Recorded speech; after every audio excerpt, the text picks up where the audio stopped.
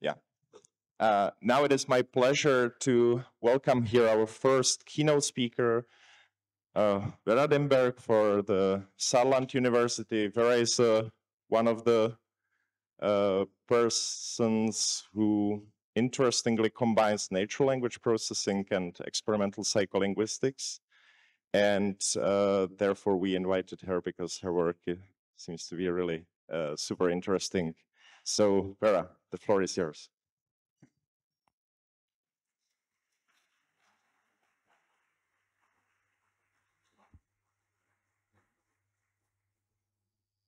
Yeah, thank you very much for the invitation to come here. I'm very happy to be here and yeah, excited to give this presentation.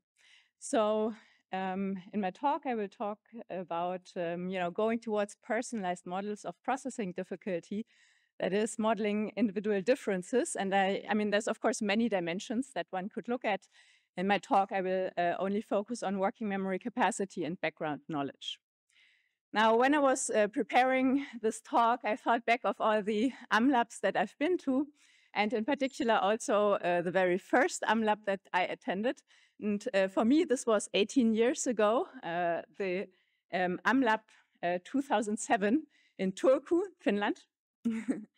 And, then I thought like, oh, what talk did I give at the time? This was about using the Dundee corpus in order to evaluate sentence processing theories, in particular surprisal and dependency locality theory. And I even still found my slides, so this was my cover slide at the time. So, and why am I talking about this? It's not just an anecdote, but actually recently, like 2 years ago or so, I thought like, oh, it's actually maybe worthwhile going back to this kind of topic. So my talk today kind of directly connects to my very first AMLaP. All right, so what are some differences? Of course, there are many differences between then and now. One difference is that at the time, like we were estimating surprisal using trigram models or PCFGs, and now of course we have these much more powerful and accurate large language models. Another difference was that at the time, I kind of more naively kind of combined just as different factors, surprisal and integration costs in a model to predict reading times. But there's also, of course, been a lot more development in this area recently. So, for instance, there's now unifying accounts that bring surprisal and memory-related aspects together. For instance, in the lossy context surprisal model, which I will also talk about today. And there's, of course, also happened a lot on the area of data. So at the time, 2007, there was the Dundee corpus. In the meantime, more such eye-tracking corpora have been collected. And in particular, I want to point out here today 2 corpora that I found particularly useful in my work, because they also have information about the readers. For individual difference research, of course, you then need to have this information about the readers. So I'll be specifically talking about the Indico corpus and the POTEC corpus. All right, so my motivation was to, reconsider kind of this overall topic with these new tools and resources and so on that are available nowadays. So what I'm going to do today is I'm going to give a brief background on the most important concepts of my talk, so surprisal locality effects and the lossy context surprisal. And then I will talk about our efforts in modeling processing difficulty of individuals with low and high working memory capacity using a surprisal model with lossy context representation. For this, I have some experimental data and some corpus study to report. And then the last part of my talk, I will talk about another factor that can differ between individuals, which is related to their background knowledge. And here, in particular, the data resource that I'll be working with has, texts and readers from biology and physics backgrounds, and we'll look into modeling them. All right, so as first start, of course, I assume you all know this, but you know, just as a brief reminder, because it's very important for the rest of my talk. Surprise is calculated as the negative log probability of a word given the context, as you can see here. So, you know, if there's a sentence like yesterday, the dog ate my, then you maybe think shoes or sandwich or so. But if I say slides, then, you know, that would be rather high surprise. On the other hand, yesterday I used Keynote to prepare my, then slides would be very predictable, and that would be an example of low surprise. And, you know, these 18 years ago, basically I demonstrated that surprise, at the time estimated from a PCFG parser, can predict reading times of naturalistic texts.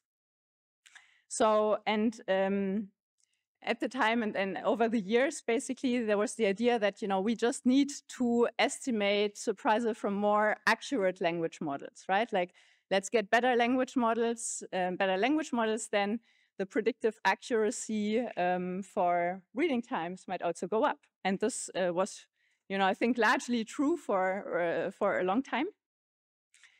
But more recently, we have seen several reports that better language models are not necessarily better at predicting reading times.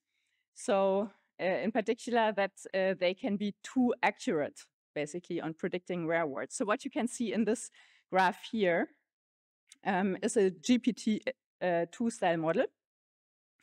And you can see for how long it has been trained. So as the training steps increase, the model learns more about the language, and you can see at some point the predictive accuracy starts going up, right? But then you can also see that at some point it starts going back down, all right? And that was, you know, very surprising. You can also see that, you know, in these different colors here, these are models of different sizes, and you can see that for the largest, most powerful model, it goes down most. You know, it gets even, you know, worse than what it was with very little training. All right, so so there was, you know, analysis showing that's maybe too accurate on rare words, because these large language models, I mean, they've read the whole internet, right? They have a lot more experience on, you know, rare entities than maybe we humans can, you know, easily accumulate, right? Maybe this could be one explanation for this.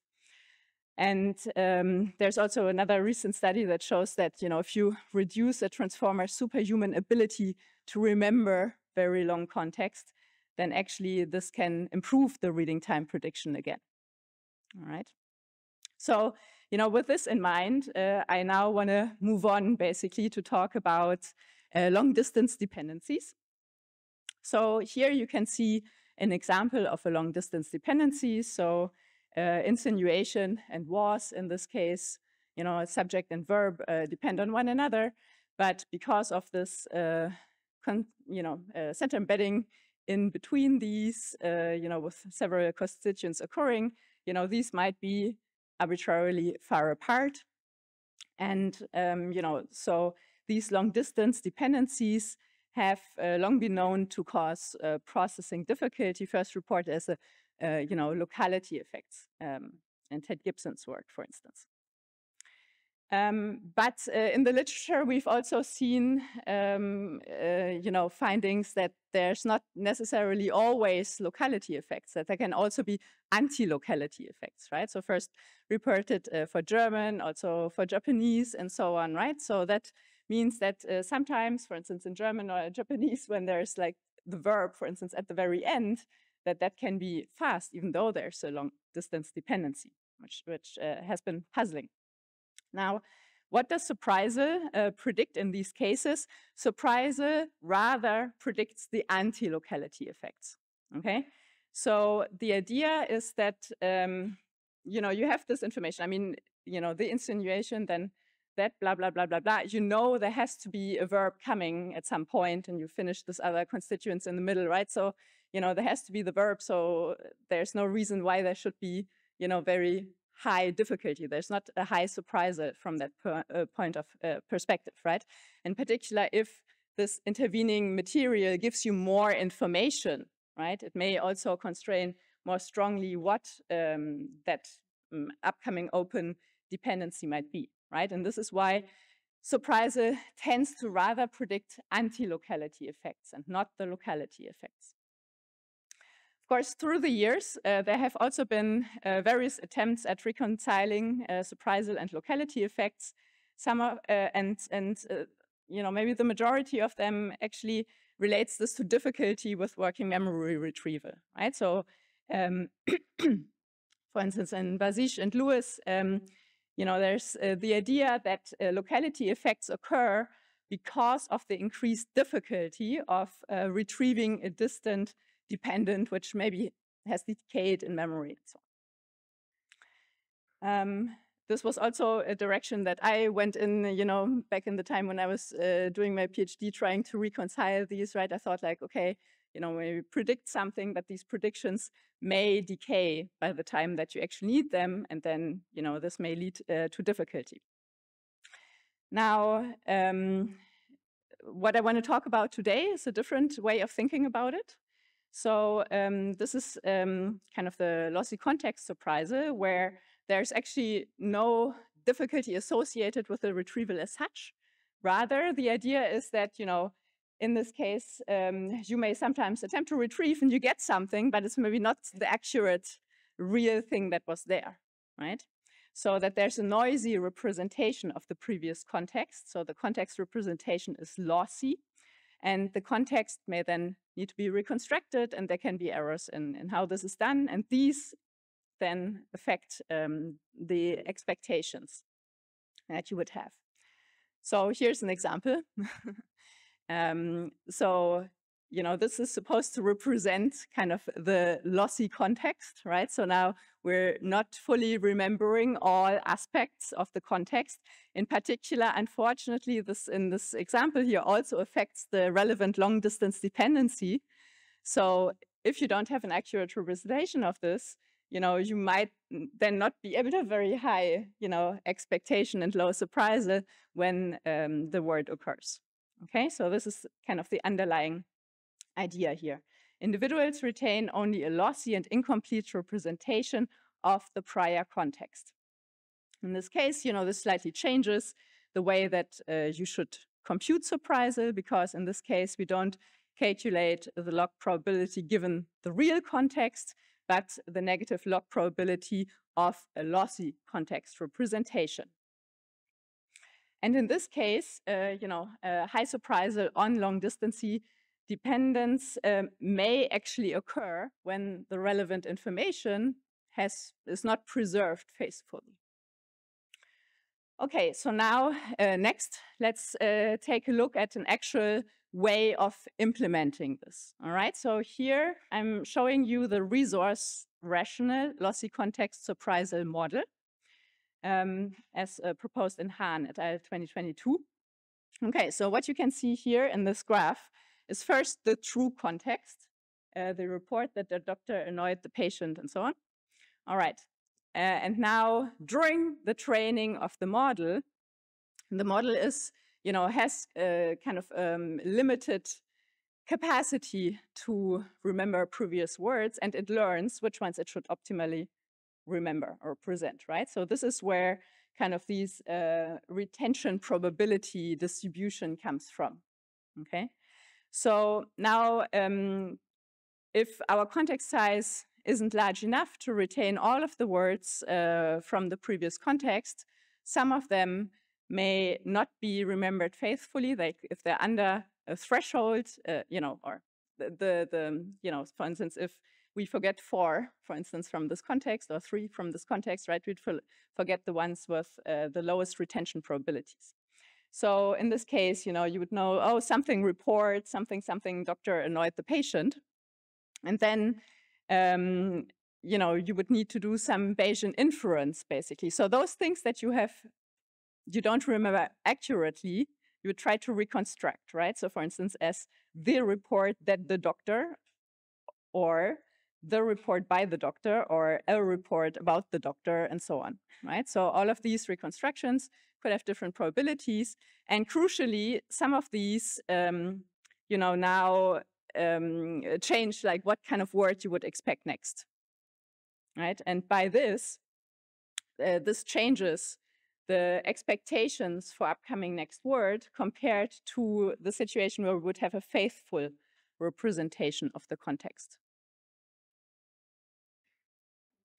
So yeah, so the context sizes here are just a parameter now, right, for how strongly lossy the context representation should be.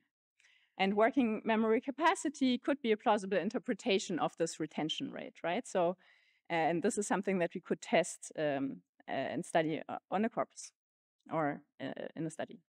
So, of course, it's not the first time that there's, like this idea that working memory and locality effects, have a relation, basically, goes back very, very long time, of course. So what I'm showing here is a graph from King and Just 91. And you can see here kind of a subject relative, object relative, where the object relative has the longer distance dependency in it. And, on the top curves, basically with the L stands for low working memory. These are the reading times of the low working memory participants compared to the high working memory participants. You can see that there's kind of a larger effect, basically, for the low working memory people. But in a very, when you think about this in a very simplistic way, basically, you could just say, oh, whenever there's a low working memory reader, then they should incur a larger locality effect. But this is not actually what has been found in the literature, right? So in the literature, there's a whole bunch of different findings, sometimes showing locality effects for people with low working memory capacity, sometimes showing no locality or anti-locality effects for them. And as I will show you, the lossy context surprise model can, depending on the sentence, predict kind of locality or not locality effects for low working memory people, right? And I will show this in a couple of slides. So I think it's, it's interesting, basically, to now, with these new corpora and tools and models and so on, to take up this again and test, whether we can actually use the lossy context surprise model to see whether, depending on somebody's working memory size, we could predict their eye movements during reading. So the way that I'm thinking about surprisal here is not just as surprisal as a property of the text, right? I feel that oftentimes we think of surprisal as just like another property of the text, like, the length of the words and so on, right? But rather, what I want to argue that it's useful to think of surprisal as, the processing difficulty that's encountered by a specific comprehender, and this specific comprehender, may have bounds, on their parsing system, so to say, right? So it depends on how well this comprehender can leverage the context. It depends on their experience with language that they have, and so on, right? So it may be very useful to calculate more individualized surprisal estimates for different people. And the goal here is to validate whether we can predict the processing difficulty of readers with such specific properties. And of course, there could be other properties, which, I don't have time and also don't have own research about, basically, right? But you could imagine that people differ, for instance, in their perceptual noise, for instance. And this would, of course, also affect their, experience, surprisal, or, there's a whole, host of ways in which they could differ. Okay. So now moving to the first experimental study. This is joint work with Xiaoxin Li, a PhD student at Saarland University, and Michael Hahn. So here we're going to be looking at an experimental study, trying to see whether, with this lossy context account, we can model or capture what's happening in participants. Okay, so the materials here are kind of manipulations of long distance dependencies where, in A, you see there's no distance, right? Insinuation most right next to each other. But then B, C, D, we get increasingly longer and longer distances between, the two dependents, insinuation and was. All right, so now here's a conceptual figure of what should happen here according to the lossy context surprisal model. What it's showing on the y-axis is the surprisal on was with the lossy context representation. Okay. And on the x-axis, you can see the retention rate, or think about it as working memory capacity, if you will. So let's maybe start at the far end, basically, right? So for kind of the very kind of perfect retention rate, that's the normal surprisal. So then all these lines will converge, basically, right? Because at that point, or will like not necessarily exactly converge, but you know, in this case, that would be the surprisal of was given the full previous context. And of course, it may slightly differ depending on how much information like this intervening material gives you about the presence of was. But in particular, that would be a relatively low surprisal then, right? So rather like an anti-locality effect. On the other hand, if we now have, you know, a very long distance dependency, so let's consider this case D in red, for instance, then if you don't have a perfect representation of the context, because it's so long, it's quite likely that you will miss some of what's relevant in the context.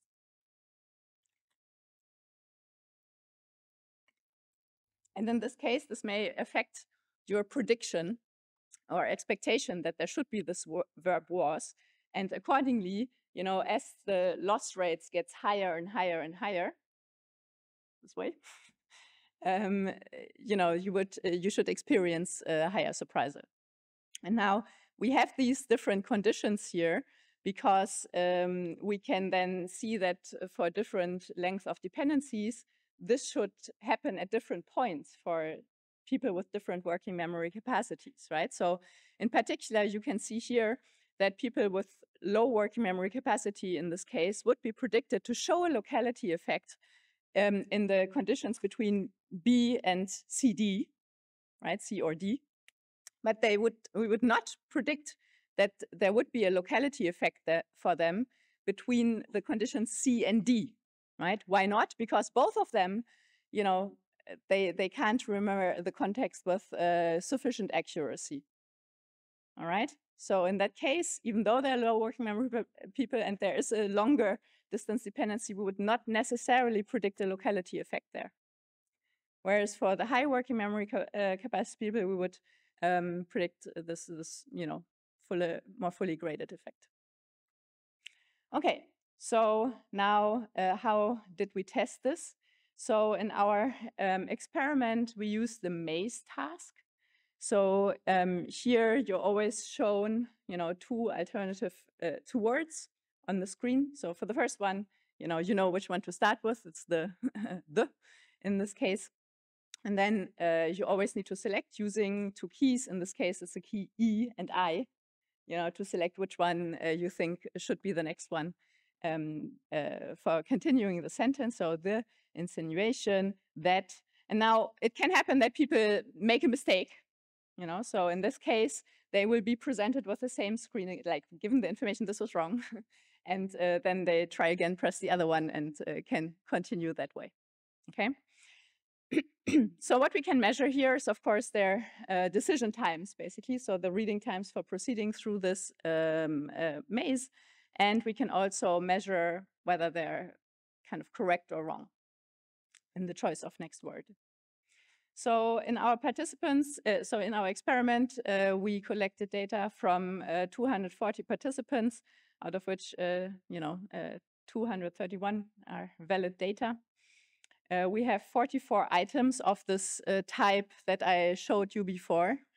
And we decided to, you know, collect data on these kind of three more interesting conditions where it's not a zero dependency length, but increasing longer from B to D. Okay, and we also, from these people, collected, we asked them to also do the sentence span task in order to estimate the working memory capacity. Okay, so now first thing I want to show you is the predictions of the resource rational lossy context surpriser model for the concrete items that we constructed. And you can see here that it fits actually very nicely with our conceptual figure. So, the resource rational lossy context surpriser model, in this case, for instance, was a context, so a retention rate of 6, so it remembers only 6 words from the previous context, right? It would show an effect between, B and CD. Whereas, if you can remember more text, more words from the previous context, then you can see that the model would predict locality effects between all 3 conditions.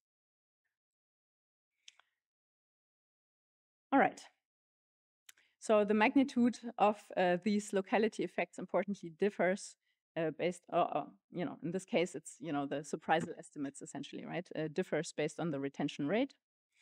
So we should observe effects on between the conditions B and C and D, and an interaction of this with working memory capacity. So here I'm now moving to the results. So firstly, what you can see here is a main effect of this B and C condition, right? So that there's a difference between the yellow and the green, so the kind of short and the long distance dependencies in the expected direction. And we can also see an effect of C versus D, so between the long and the very long intervening context. And we can also see interactions here between working memory capacity and these manipulations. But critically, you can see here that it's a 3-way interaction that also has trial order in it. Okay, and you can also see that we have trial order as a main effect, and trial, which just says that people basically speed up during the experiment. We all know this happens every experiment, right? And that there's this effect between trial order and BC. So it means like over the course of the experiment, the effect of the BC difference becomes smaller. Now, 3-way interaction is always a bit tricky to interpret, so I have a new slide for that. So let's look at it bit by bit, okay? So at the start of the experiment, so at the bottom here, I'm showing, the first 10% of trials, basically. The high working memory capacity people show effects between B and C and D. Okay, so this is also illustrated in the conceptual figure there and highlighted in the graph, right, where you can see these differences between the orange, the green, and the red lines. Low working memory capacity people, on the other hand, they show an effect of, the orange, B, so the short, versus the C and D, but there's no difference for them between the C and the D.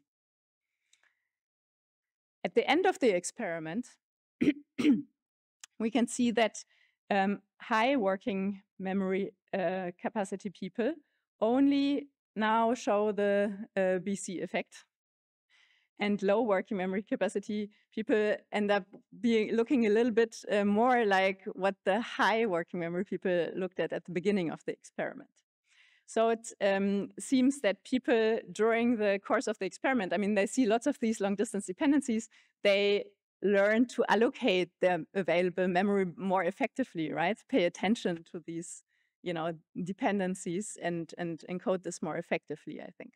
We can also see that the AMA's accuracy improves during, the course of the experiment. So I think what we're seeing here is basically that during the experiment, they are optimizing, the way that they use their memory resources. So the findings so far are that the lossy context surpriser predicts the different locality effects for different retention rates. And we could confirm these predictions. So the low working memory capacity readers initially show no CD locality effect because, both of these long and very long dependencies are too long, basically.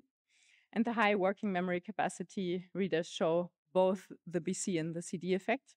But we also see this adaptation during the experiment, right? Where it seems that both kind of these groups are shifting towards, better allocation of these memory resources. So next, I want to move on to a corpus study using the same model, basically, and trying to see whether we can also find the same effect there. So this is using the Indico corpus, very recent multi-session German reading data set that includes both eye tracking and self-paced reading. So it's coming out of Lena Jäger's group. So there are 54 native German readers, 16 texts, and these are read in 4 sessions. So the participants come to first session, read 4 of these texts with eye tracking, do some individual difference measures as well. They come a second time, they read another 4 texts, again with eye tracking. And each time, like in the third session, they read another 4 texts, but this time with self-paced reading and so on, right? And they do individual difference tasks. Now, these individual difference tests that they do include also working memory assessments. In particular, for working memory capacity, there's the sentence span task, which we also used in our experiment, and the operation span task, which is very similar, but using more mathematical equations in it. And there's also memory updating and spatial short-term memory, but these actually are less relevant, for this task here. Okay, so how do we do this? So we trained, because this is German, so we needed to train, of course, a new lossy context surprisal model, but following the same principles. So it's based on a German GPT-2 model, and also trained with these different lossy context parameters. And now we will try to model the high working memory capacity readers using the full surprisal that we usually use, and the low working memory capacity readers with a lossy context surprisal context size of 6. Because, why 6? Because this was also in these experiments here. Well, okay, I don't want to go all the way back, but, this is basically where there was also a conceptual, like where these lines first kind of went apart, basically, in our model predictions. Okay, so what do we find for the results? Firstly, on the eye tracking portion of this corpus. So what you can see here is the first pass reading time results. And what I'm reporting here is using operation span as the working memory capacity measure. So what you can see here is that there's, a main effect of the normal surprisal, but there's also an effect of lossy context surprisal. And of course, these would be highly correlated with one another. So what we're using here as a predictor is lossy context surprisal residualized against the full surprisal. So this predictor contains only, the information and to what extent the lossy context surprisal prediction is different from the normal surprisal prediction. And you can see that this also, has a significant main effect. There's also a main effect of operation span. So people with higher working memory capacity tend to read a bit faster. Now, the interesting thing, of course, is here this interaction. This is what we've been looking out for, right? So interaction between operation span and the residualized lossy context surprisal. So this means that for people with high working memory capacity, this lossy context surprisal predictor is not so relevant, right? Because now negative direction, so it takes out basically the main effect, and the main effect, is what accounts for the reading times of the lower working memory capacity participants. I don't want to show you, all of the different reading time measures and so here, but we do find also, equivalent results on the total reading times, and we also do find it when we use the sentence span as a predictor instead of the operation span. But importantly, when we use other predictors, so for instance, the working memory updating or the spatial working memory, this is not a significant predictor, right? And I think that's nice because we don't, you know, we only want those things that actually conceptually make sense to be predictors here. Now for self-paced reading, again, we, you know, do find, you know, very consistently the same things. So main effects of the full surprisal and the residualized surprisal, and negative main effect of operation span, or people with higher working memory capacity read faster, also in self-paced reading. And this interaction, crucially, where the residualized surprisal is not as relevant for the high working memory capacity people.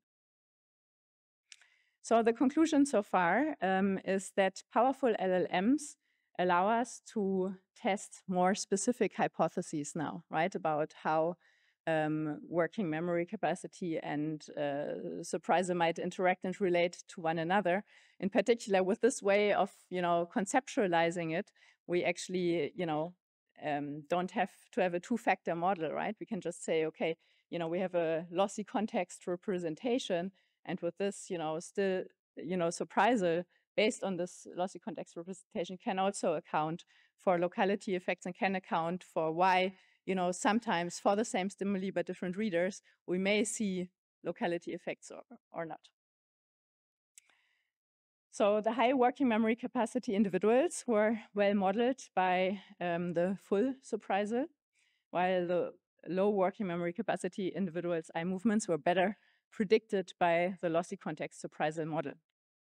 So this is, you know, first evidence that the lossy context surprisal model can not only account for, you know, specific phenomena across the population of participants, but that it can also make, you know, predictions that bear out for specific readers, and that, you know, this context retention parameter may be interpreted in terms of the working memory capacity. And yeah, we've seen supporting evidence both from the controlled experiment and the corpus study. And yeah, we also saw this strong adaptation effect. I mean, of course, this, you know, was particularly relevant for the experimental study where you see many of similar items, and not so relevant for the corpus study where there's a whole variety of different constructions, and, you know, it makes less sense to kind of, you know, adapt in a specific way for long distance dependence, which may be very rare. So now moving on, can we also use surprisal estimates from LLMs to better fit specific other, you know, differences between people? And in particular, I next want to look at differences between individuals in terms of their experience and background knowledge. So this is a corpus study, joint work with Isa Skrijanic, who's also here, where we look at modeling the background knowledge of the reader. So this time, we're working with a POTEC corpus, another corpus out of Lena Jäger's lab.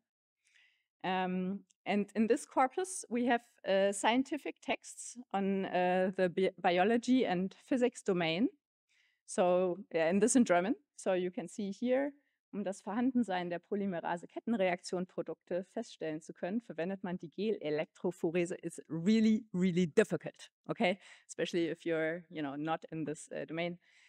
All right. So in this corpus, we have physics students reading physics texts and biology texts. And we have biology students reading physics texts and biology texts, okay? And there's terminology annotation. So, you know, these complex words like Polymerase-Kettenreaktion-Produkte and Gel-Elektrophorese and so on are marked, so we can easily analyze them, the effect on them specifically. Okay, so now the eye movements of the readers on these texts are, of course, highly different by individuals. And what you can see here is an expert in biology, or a student, or, you know, like somebody who knows the biology domain, reading the biology text, their eye movements. And you can see the physicist, novice in biology, reading the same text. And you can see that they struggle a lot with the kind of domain-specific terminology. Okay, so on a less anecdotal level, basically, we can see here that in general, the people out of their own domain, read more slowly. So blue line above the red one. And we can also see that terminology generally is read more slowly, even after taking account frequency, length, and so on, than the common words. And that there's also significant interaction, right? So when you're reading difficult words out of your domain, you're extra slow. Okay, so now, next step, we want to get language models to also become biology and physics experts, okay? So we start out with a German GPT-2 model that's just generally trained on the text that it's trained. And then we fine-tune it on biology texts, or, a second instance of the model on physics texts. So after that, we obtain our German expert model for biology texts and our German expert model for physics texts. Now, what happens with these models when we train them this way? So one thing we can look at is the perplexity. So, how good is the model at predicting upcoming words? And what you can see here is, what happens throughout training. So you see, on the x-axis, the number of training steps, right? So from beginning of training to end of training. And when we look at, the target domain, so, a biology model trained for more and more, or fine-tuned for longer and longer on biology text, you can see that it becomes better at predicting, words in the biology domain, right? So perplexity goes down. And this is true, both for the biology model trained on biology and the physics model trained on physics, as measured in their own domains. On the other hand, what we can see out of domain is a bit different, right? Because now if we use these domain-adapted models to predict words, in the general text or in out-of-domain text, we can see that, first this gets a bit better, but then it gets worse, right? Because now the model is, super keen on predicting biology words and so on, right? And it becomes less accurate on the general text or on texts that are out of its own domain. And here, we can also look at this separately, for what happens to the surprisal estimates for, just generic common words and terminology of different specificity. And, what you can see here is that, with the fine-tuning here, we can see that, the surprisal estimates, of course, go down in domain very heavily, especially on the in-domain terminology. And there's, in this case, a slight effect in this direction also for out-of-domain words. Why is this?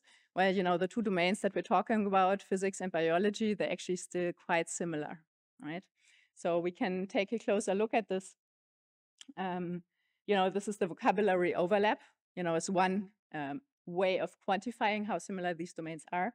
And you can see, of course, that, from kind of training the model on Wikipedia text from biology and, Spektrum der Wissenschaft text on biology, right? Like the model then sees a large proportion of the words that occur in, the biology portion of our eye-tracking corpus, right?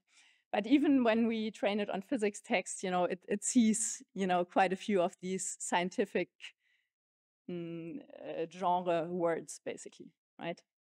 Compared to when we only look at the general domain.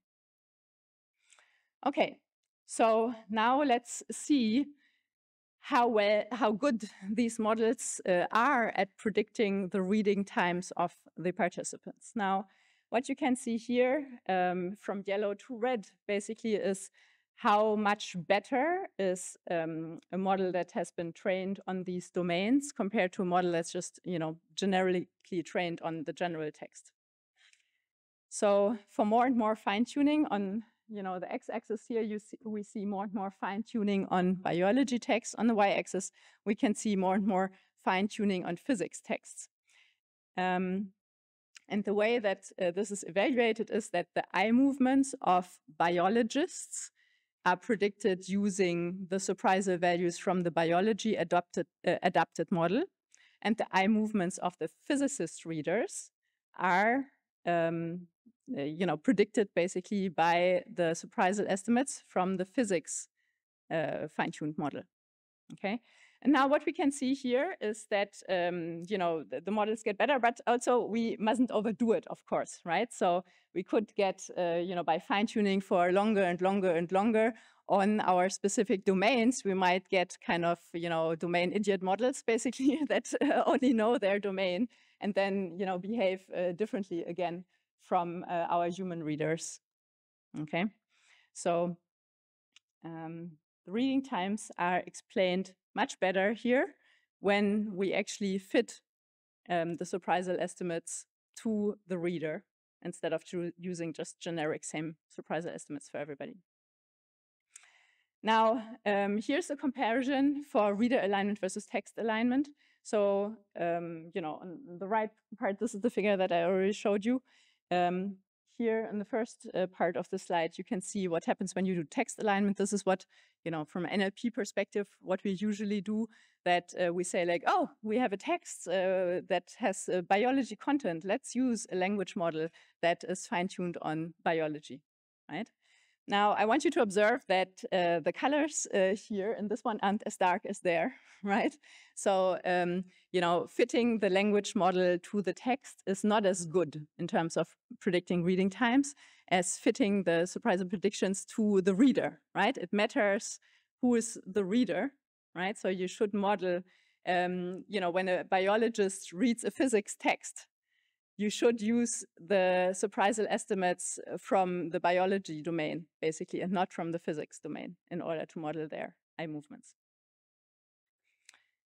Okay, so to conclude, what I wanted to do today is think about surprisal not as a property just of the text, but as the amount of new information to be processed by a comprehender with a specific background and a bounded language processing system. LLMs that we have now, give us new toolbox basically, which is much more precise and accurate and, actually predicting the probability of a word, right? So I think that they now put us in a situation where we can ask much more precise questions than in 2007 when we had these, rather rough surprisal estimates from trigram models or PCFGs. And I think that, this way of thinking about it also raises or re-raises again kind of questions about mechanistic models of human sentence processing, right? So how, how should we actually do this fine-tuning, for instance, right? Like there's various ways in which you could implement this, right? And also the lossy context surprisal model in the way that, it's implemented here is also not the only possible way to implement it, right? So there's interesting questions arising from, how to mechanistically implement these ideas. Why should we bother about individual differences? I think that they can help us to determine, which factors affect language processing by exploiting the natural variation that we find in our participant population. It can also maybe resolve us, help us to resolve some of the kind of dilemmas or confusing data that we see when we are unsure, okay, with this sample, why do we find, locality effect? Why don't we find it here? And so on. So also modeling individual differences, of course, opens the door to various applications in education and accessibility. Of course, there's also various challenges with this kind of work. So one, for instance, is to identify reliable individual difference metrics to actually assess, the things that we are hoping to find out about our readers, right? And of course, the sentence span, operation span, task, and so on that we used here, they're of course well established, but also, there's always some variability. You test a participant one day, you test them the other day, they're not going to come out with exactly the same estimates, of course. So these are quite noisy. And this is particularly important, of course, when we're interested in variability, but working just with, neurotypical adult population, or maybe even worse, only students from, specific university or so, right? Then, maybe our test groups are very homogeneous, and it would actually be more informative for us if we had a wider variety there. Okay, and of course, I mean, what I've presented here also was across, a variety of different ways of actually assessing reading times using the maze task, using eye tracking, using self-paced reading. And I think, we could also improve our understanding of how these exactly relate to one another. So now I want to do a few pitches. Basically, many of you may be aware, but there's currently this multiply cost action led by Lena Jäger, basically, which is an international multi-lab eye tracking data collection initiative, where the goal is, there's a parallel text, basically, for which data should be collected in 35 currently different languages. The goal is for each of these languages to collect more than 100 participants, and for many of these, also individual difference metrics will be collected. So this will give us, as a community, like a very rich resource, I believe, for future research in this direction, looking at individual differences and looking also at what's happening across different languages. And even more specific plug in November 26, 27 at Saarland University, we're going to hold the InDeRead workshop on individual differences in reading. This basically a call for participation. If you're interested, please, check it out, and we'd be very happy if you decide to come by. This is an, workshop run by my ERC project as well as the Multiply cost action. And with this, I'd like to thank you for your attention and thank my collaborators.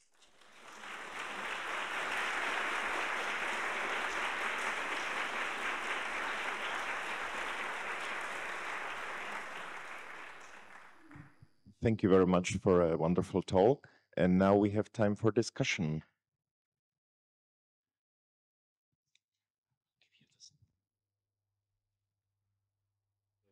There is a question.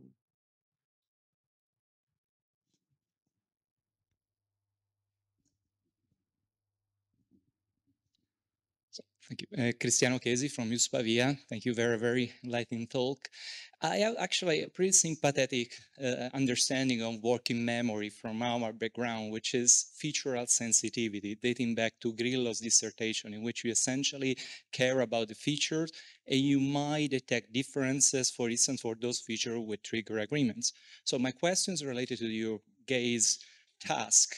Maze task is, did you control for feature mismatch in terms of agreement? You work on English, right? There was English data. Because in English, you can just have third person singular versus everything else. But if you have mismatch, you might expect the difference to be related to the featural sensitivity. If you control for mismatch, you don't have any relativized minimality difference, then the last difference between very long and long distance should disappear according to this intuition. I don't know if you, and that might be replicated on Romance languages, which are much richer in terms of agreement feature, or also in German case. Thank you. Yeah, thank you for the comment.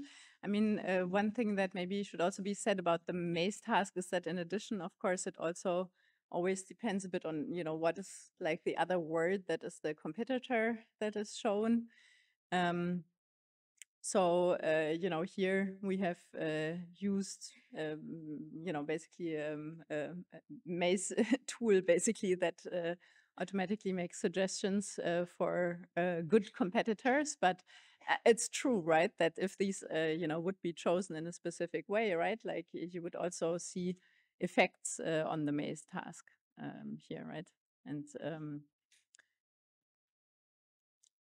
yeah, I mean, there could be, other effects about working memory and the role of working memory that we're not modeling in this way, right? So, for instance, there's also a recent proposal say that, also memory should be kind of rationally allocated according to where you have, experienced a lot of surprise versus little surprise, because when it's highly predictable, you can easily reconstruct it with high confidence.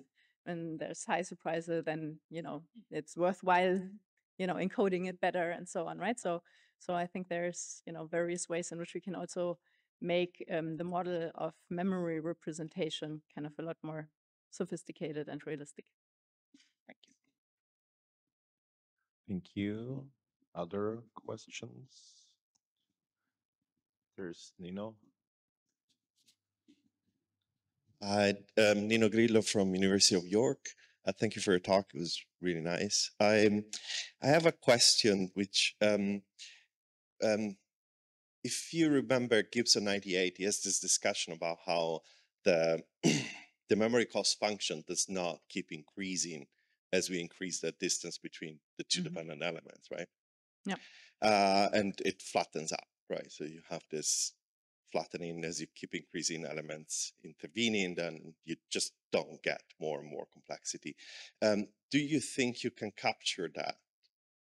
It was quite problematic for his account, right? Because you would have expected that every new referential element would increase the complexity of the function.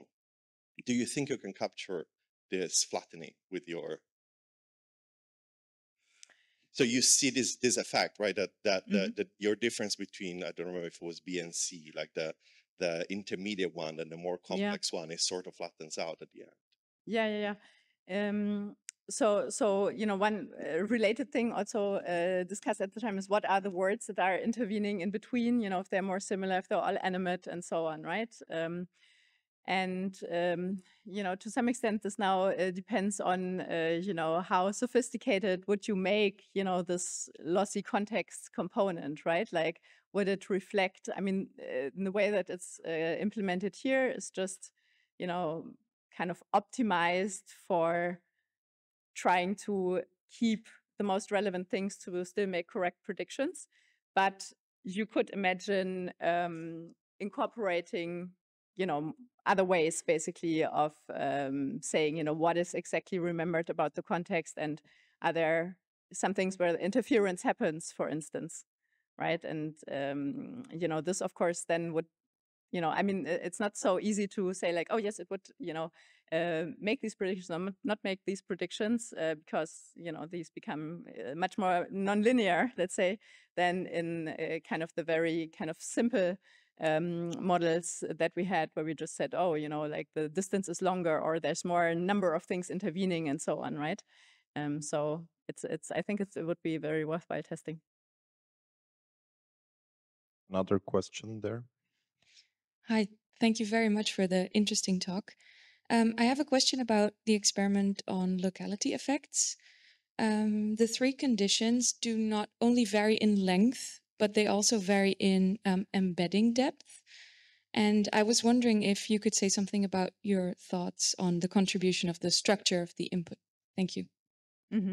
Yeah, so locality effects have in particular been shown to be particularly large when there's center embedding, right? Compared to similar distance, but without center embedding constructions. So we chose this one because we thought, okay, Surprisal has some trouble with these locality effects, and then they should be large here, and we could then, see whether there was, it would give us better power, basically, of detecting whether kind of the right kinds of predictions happen here with the lossy context surprisal model, because I think that, by choosing such a center embedding construction, we're actually stacking the chances against the surprisal model, let's say. Do you think we should explicitly model this when we try to model what our representation of the context looks like? I think we should first see, what exactly is happening, with this kind of rational reconstruction, basically, right? We should look more deeply into what does this already kind of do automatically just by that objective, understand that kind of a bit better.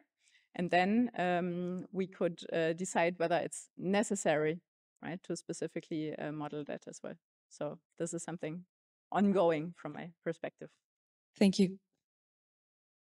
One last question. I'll give you my mic. Thank you. Really interesting talk. Robert Klinder, San Diego. I was wondering, I noticed in your center, on the topic of center embedding, I noticed that you had both subject relatives and object relatives in the embedded clauses. Did you control for how you were using those in any way? I'm asking because in attested examples, my former student Emily Damus has a whole battery of these attested examples.